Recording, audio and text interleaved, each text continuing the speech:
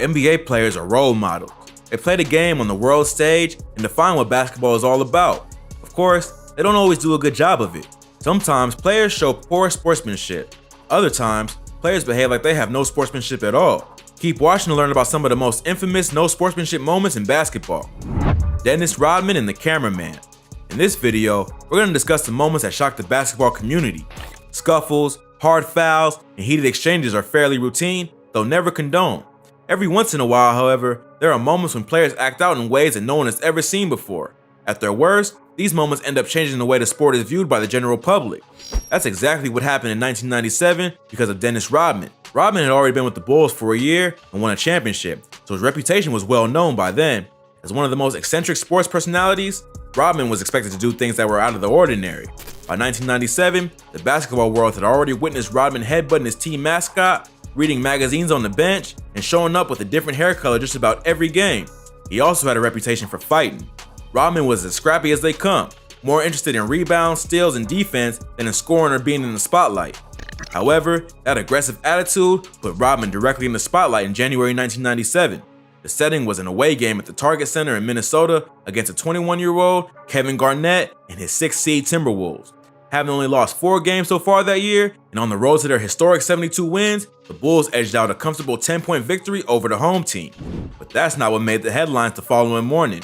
It was what happened between Dennis Rodman and the cameraman after a free throw attempt. It belonged to Minnesota. He kicked the cameraman. He was really upset. The announcers in the news stories that followed were more polite in their description of what happened. But if you have eyes and you watched it, you know.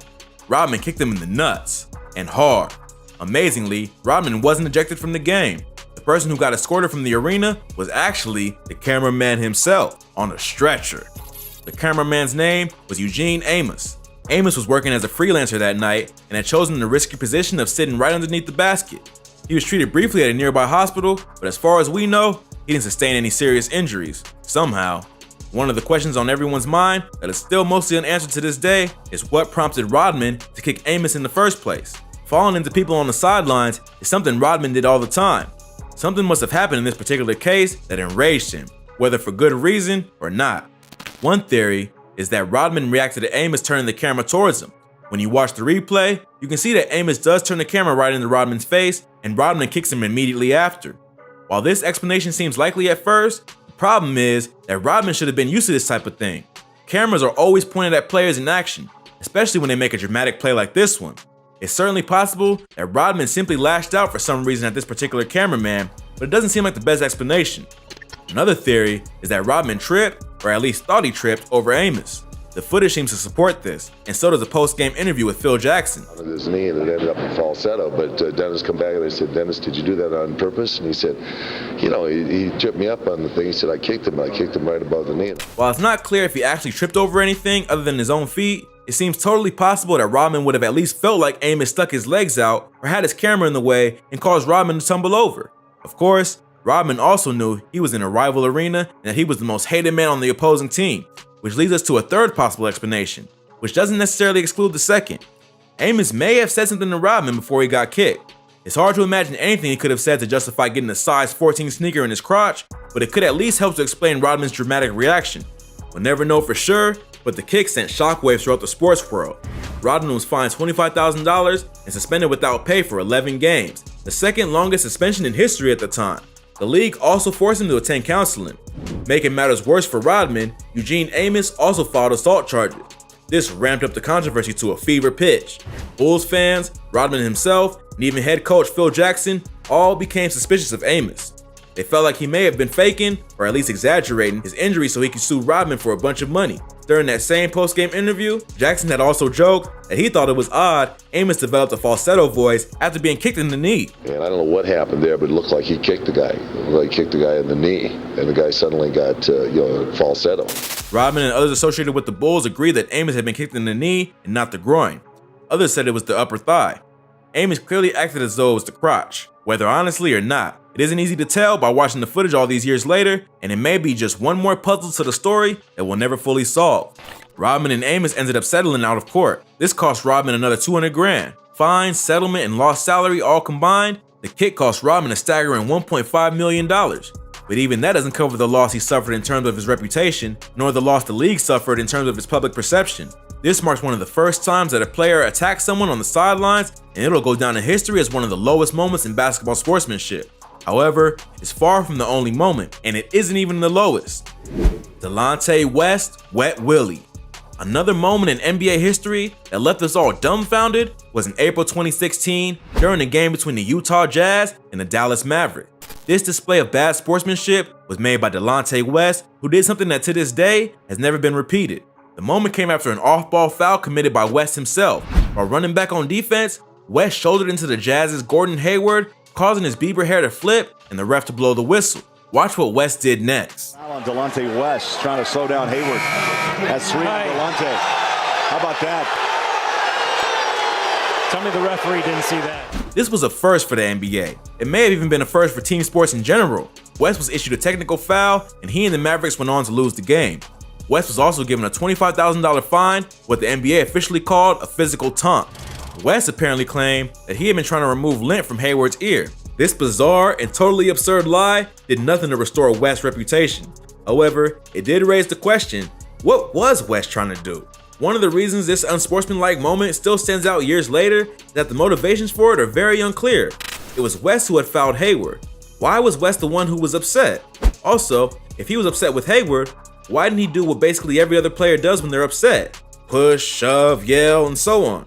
Nobody supports doing those things either, but at least they're natural reactions. Sticking your finger in your opponent's ear because you're angry at them is absolutely one of the weirdest things you could ever do.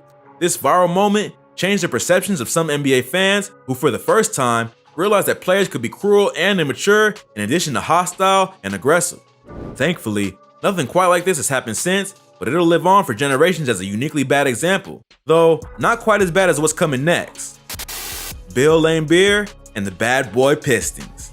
When you want to talk about bad sportsmanship in NBA history, you simply have to talk about the Bad Boy Pistons.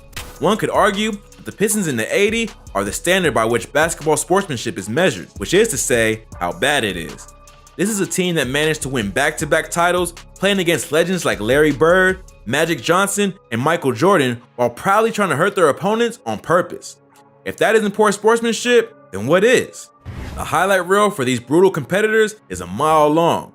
Books, documentaries, and even a special 2-hour 30 for 30 on ESPN have all been made.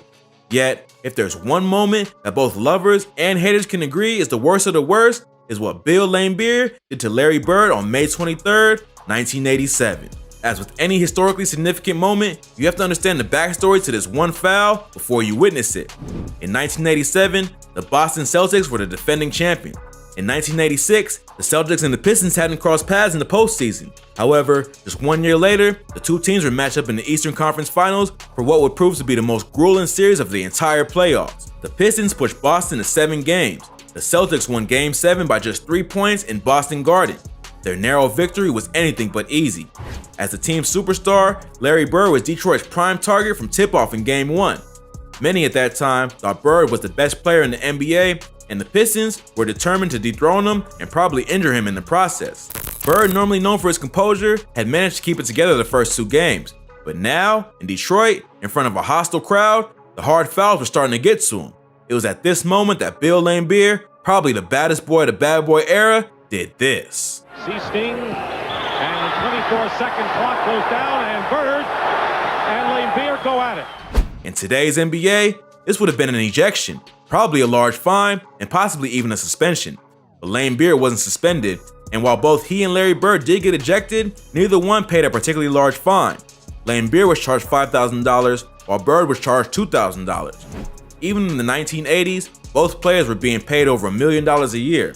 Still, this didn't stop Laimbeer from complaining. He told reporters that the fine meant, "My wife would get a potted plant instead of a diamond necklace for our anniversary in August." This obnoxious remark made people around the country hate Laimbeer even more than they already did. But neither Laimbeer nor the Detroit Pistons cared. The following 2 seasons, the Pistons beat Bird and the Celtics in the playoffs. It's widely reported that Laimbeer and Bird will not speak to each other to this day. Elfrid Payton and Jay Crowder. Bill Laimbeer's foul on Larry Bird is arguably the most infamous foul in NBA history, and it's also one of the hardest. However, it does have rivals in that category. Just last year, during garbage time in Madison Square Garden, Elfrid Payton committed a foul that was as vicious as it was controversial. But the frowns quickly turned to rage after Jay Crowder stole an inbounds pass and went for a three-pointer. Nobody was more pissed than the man Crowder stole the ball from, Elfrid Payton. Get ready to witness one of the hardest shooting fouls you'll ever see on film. Let's turn it over. And then Payton and Crowder, have to be separated. Morris shuts somebody as well. Valanciunas getting in the way. Payton was called for a flagrant 2 and ejected. If there was such a thing as a flagrant 3, this would have been it. However, reactions around the NBA were more divided than you might expect. Many came to Payton's defense, including Charles Barkley. The following day on Inside the NBA, Barkley said, "I totally agree with the foul. Take him out." So Jay Crowder, Take him out! they're up. Take him out! Steals. Take him out! Barkley and others argued that Crowder's actions had been disrespectful. According to some, they violated basketball's unwritten rules. Stealing the inbounds pass and shooting a 3 when you're already guaranteed to win is like spitting in your opponent's face. Something, as Barkley said, you just don't do. Others, including announcer Mike Breen, understood this line of thinking but disagreed with it, arguing that basketball is a game you play to the finish and that Payton's shove was uncalled for. This was a controversial question and it went beyond the individual incident. It had NBA fans arguing all around the country. It also wasn't the first time a flagrant foul had been defended on Inside the NBA. A year earlier, Shaq came to the defense of fellow big man Joel Embiid after Embiid put a hard elbow into Jared Allen's face. Oh, absolutely, yes. This is going to be a flagrant 1. Shaq tried to argue that Embiid hit Allen by accident, but nobody with eyes could argue that Elfrid Payton hit Crowder by accident. Payton was suspended for a game after the foul. Several Grizzly players were also suspended for leaving the bench during the ensuing altercation. Surprisingly, Crowder was also ejected from the game and fined $25,000. But that wasn't the end of the controversy.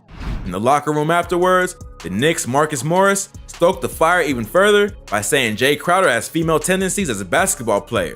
You know, he played the game a different way. Like, he just a lot of female tendencies on the court. Flopping and throwing his head back the entire game. The fact that this was so obviously meant as an insult completely backfired on Morris.